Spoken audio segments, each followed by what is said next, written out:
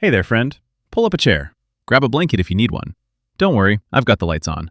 We're about to embark on a journey into the dark heart of cinema. We're going to talk about the things that lurk in the shadows, the things that hide under your bed, and the things that, once you've seen them, never quite leave the back of your mind. We're counting down the top 10 most evil and horrifying creatures in all of Hollywood movie history. This isn't just about who has the sharpest teeth or the most gruesome kills. This is about pure, distilled evil. The kind that gets under your skin and stays there. So, settle in. We're starting at number 10 and working our way to the absolute pinnacle of cinematic horror. Let's begin. Number 10, The Pale Man, Pan's Labyrinth, 2006. Kicking off our list at number 10 is a creature so visually stunning and deeply unsettling that it feels like it crawled straight out of a nightmare you had as a child and forgot about. I'm talking, of course, about the Pale Man from Guillermo del Toro's masterpiece, Pan's Labyrinth. Pan's Labyrinth. Now, on the surface, his design is simple. He's an ancient, gaunt, humanoid figure, his pale, flabby skin draped over a skeletal frame. He sits motionless at the head of a grand feast. His eyes, well, he doesn't have any in his face. They're in his hands. Two eyeballs set into his palms, which rest limply on the table. The horror of the Pale Man isn't in a jump scare. It's in the ritual. The warning is clear. Don't eat the food. But the table is piled high with the most delicious, succulent feast you've ever seen. It's a test of temptation. And when young Ophelia, our heroine, can't resist a single grape, the horror awakens. He places his hands on the table, his eyes darting around the room.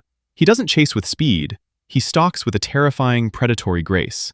He represents pure, mindless gluttony and the monstrousness that lies in wait for those who break the rules. He's not a demon in the traditional sense. He's something older, more primal, a god of indulgence and punishment. And that scene, where he's silently chasing Ophelia down the hall, his eyes swiveling in his palms, it's pure artistic terror.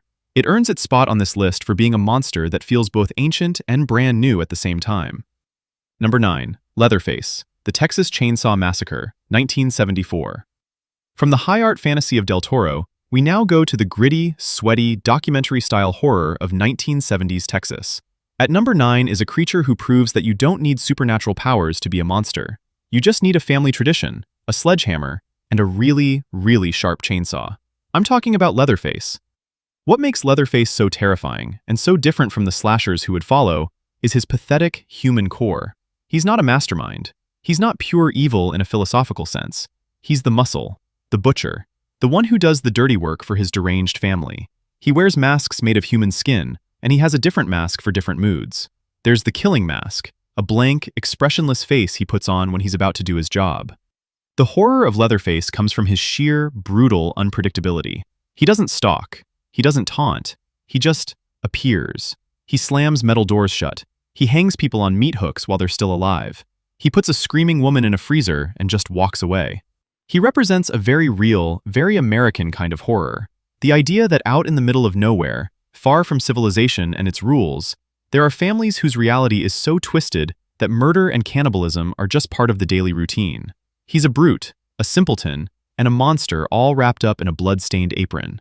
And that high-pitched squeal he makes while chasing his victims, it's the sound of pure, unadulterated madness. Number 8. Freddy Krueger, A Nightmare on Elm Street, 1984. Alright, let's lighten the mood a little. We're moving into the 80s, a decade of big hair, sympathizers, and slasher icons. At number 8 is a villain who took the slasher genre and turned it on its head by attacking you where you're supposed to be safe, Saint Freddy Krueger. Now, you might be thinking, Freddy? He's funny. And you're right. In later sequels, he became a one-liner machine. But the Freddy of the original A Nightmare on Elm Street is a truly terrifying concept. He's a child killer, a filthy child killer, as the parents call him, who was burned alive by a vigilante mob when the law couldn't touch him. He got his revenge by coming back in their children's dreams. Think about that. Sleep is essential. It's the one time you let your guard down completely. Freddy makes that a death sentence. He can be anything. He can be a wall, a phone, your own mother. He has total control. And he doesn't just kill you, he toys with you first. His burned, disfigured face, that tattered striped sweater, the rusty glove with knives for fingers, it's an iconic look. But the evil is in the concept. It's the ultimate violation of personal space. It's the fear of being unable to control your own mind. He preys on your vulnerabilities, your nightmares, and makes them real. He's a sadist who enjoys the hunt, and there is no lock, no door, no safe that can keep him out, because he's already inside your head. Number 7. Hannibal Lecter, The Silence of the Lambs, 1991. Number 7 brings us to a different kind of evil. An evil so refined, so intelligent, so impeccably dressed that you might forget for a moment that you're in the room with a monster. Dr. Hannibal Lecter, the cannibal. Hannibal Lecter is terrifying because he represents the ultimate betrayal of trust. He's a psychiatrist. His entire profession is built on understanding the human mind, on empathy, on helping people. And he uses that knowledge to hunt them. He can see right through you, find your deepest wounds, and then, with surgical precision, poke at them for his own amusement. He doesn't need a chainsaw or a demonic curse. His weapons are his intellect and his complete lack of a conscience. The scariest thing about him is that he's in complete control, always. Even when he's locked in a cage, he's the one pulling the strings. He gets inside the head of Clarice Starling not by force, but by manipulation, offering her the one thing she wants, the truth, in exchange for pieces of her soul. He represents the terrifying potential for evil that exists behind a cultivated, civilized facade. He's proof that a monster doesn't have to look like a monster. He can look like Anthony Hopkins, speak like a Shakespearean actor, and then, with a flick of his wrist, send a man to his death. Or, as we find out later, casually serve a census taker his own brains for dinner. It's the scariest thing of all, the monster that walks among us, completely undetected. Number 6. Count Orlok Dracula, Nosferatu, 1922. At number 6, we have to pay our respects to the grandfather of them all, the one who started it all for movie monsters. And I'm not talking about the suave, caped Bela Lugosi version.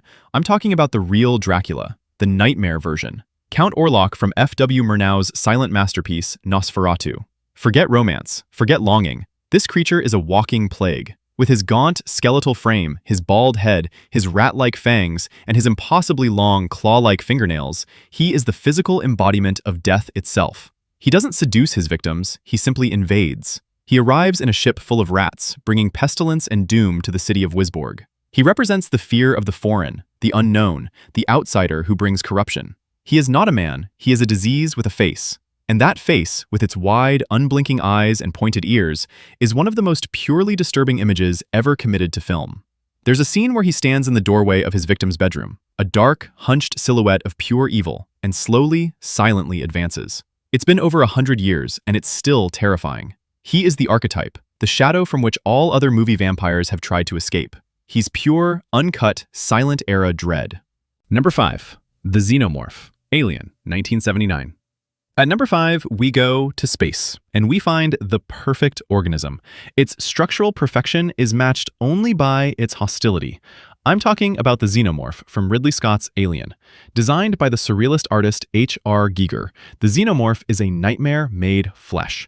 It's a horrifying fusion of biomechanical and organic, with a sleek, phallic head, drooling jaws, and a second, smaller mouth that shoots out to pierce your skull. It has acid for blood. It has no emotions. It has one purpose: to kill and to reproduce. But the true horror of the Xenomorph isn't just the adult creature. It's the life cycle, a spidery face-hugger that implants an embryo down your throat. Then, the chest burster, erupting from your torso in a spray of blood and terror. You're not just killed, you are used. Your body is a vessel, a host, an incubator for a monster. It represents the ultimate fear of the other, of a life form so alien that we cannot communicate, cannot reason, cannot even comprehend it. It is a force of nature, a perfect predator designed by evolution to be the ultimate killer. Trapped on a spaceship with it, the crew of the Nostromo isn't just fighting for their lives, they're fighting something they can't even begin to understand. It's the purest form of extraterrestrial horror. Number 4. Michael Myers, Halloween, 1978. Number 4. The Shape, the Boogeyman, Michael Myers. When John Carpenter made Halloween, he wasn't trying to make a slasher film. He was trying to make a pure, expressionist horror film about a force of absolute evil. And he succeeded. Michael Myers is not a man. He's a force of nature. He's the wind. He's the dark. He's that creak on the stairs that shouldn't be there. What makes Michael so terrifying is his lack of motivation. He escapes from an asylum on the 15th anniversary of the night he murdered his sister when he was just 6 years old. He drives back to his hometown. He starts stalking babysitters. Why? We never find out. His psychiatrist, Dr. Loomis, describes him best. I met him 15 years ago. I was told there was nothing left. No reason, no conscience, no understanding. And even the most rudimentary sense of life or death, of good or evil, right or wrong. I met this 6-year-old child with this blank, pale, emotionless face and the blackest eyes, the devil's eyes. I spent 8 years trying to reach him, and then another 7 trying to keep him locked up, because I realized that what was living behind that boy's eyes was purely and simply evil. He is the blank slate onto which we project our deepest fears. He doesn't run, he walks, slowly, methodically, and yet he always appears right behind you. You can stab him, shoot him, and he just gets back up. He is inevitable. He is death.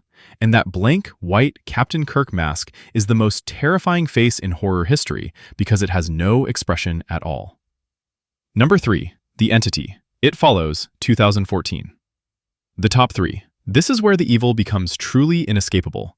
At number 3 is a creature so simple, yet so profoundly cruel that it feels like an ancient curse made modern. The Entity from It Follows. The premise is the stuff of nightmares. It's a curse passed on through sex. After you have sex with someone who carries the curse, you are now being followed. It could be anyone, a friend, a stranger, an old woman, a tall man. It walks towards you, slowly, always. It never stops. It never rests. It never gives up. And only you can see it.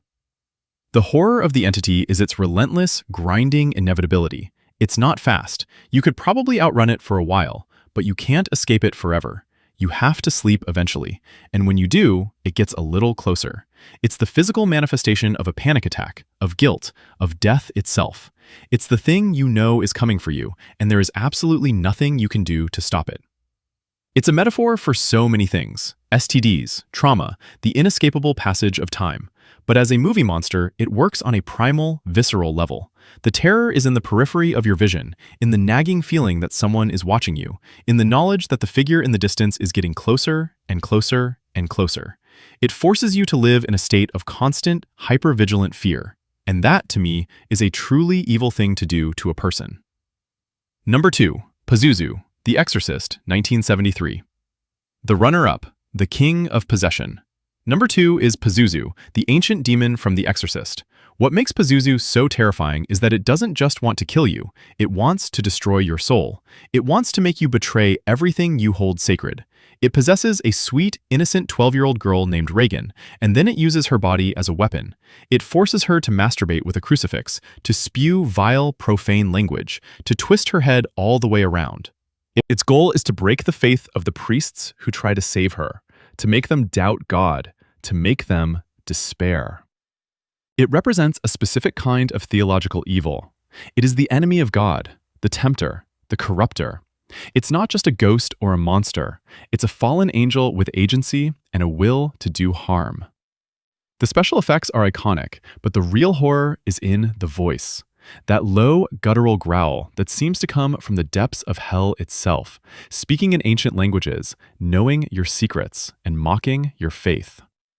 Pazuzu forces us to confront the idea that evil is not just a concept, but an active, intelligent, and malevolent force in the universe, and it can and will use the most innocent among us to achieve its goals. It's a film that left audiences vomiting and fainting in theaters in 1973, and to this day, it remains the gold standard for demonic possession horror. It is pure, spiritual evil. So, we've reached the end. We've talked about demons, aliens, psychopaths, and curses. We've seen monsters of every shape and size, but there can only be one. The creature that, in my opinion, represents the absolute peak of horror. The most evil, most terrifying creature in all of Hollywood history. Number 1. The Thing. Number 1. John Carpenter's The Thing. The Thing is not just a monster, it is the ultimate monster. It is a shape-shifting, parasitic alien life form that can absorb, imitate, and perfectly replicate any living organism it comes into contact with. It is a cell, a virus, a predator, all in one. And its evil is not born of malice, revenge, or hunger. Its evil is simply its nature. It is a biological imperative to survive, to consume, to assimilate. It is the end of the line for individuality, for humanity, for everything we are. Imagine being trapped in a frozen research station in Antarctica, a team of 12 men, and one by one they start to disappear or act strangely. You don't know who is human and who is a monster wearing your friend's face. The Thing could be in your food, it could be in your bed, it could be the man standing next to you, his insides a churning mass of teeth and tentacles, just waiting for the right moment to strike. The horror is twofold. First, there's the body horror. The thing's true form is a grotesque, impossible amalgamation of body parts. It's a screaming dog face growing out of a torso, or a human head sprouting spider legs and scuttling away. It's biological chaos, and it's disgusting in the most profound way. But the second and greater horror is the paranoia. The thing's greatest weapon is the distrust it sows. It turns man against man. In the end, the two survivors, MacReady and Childs, sit across from each other in the burning ruins of the station, exhausted, freezing, and terrified. Neither knows if the other is human or monster. They've lost everything to this creature. They've lost their friends, their sanity, and their trust in reality itself. And they just sit there, waiting to freeze to death, with that uncertainty as their final companion. The thing doesn't just kill you, it erases you. It takes your form, your memories, your voice, and uses them to destroy everything you love. There is no reasoning with it. There is no escaping it.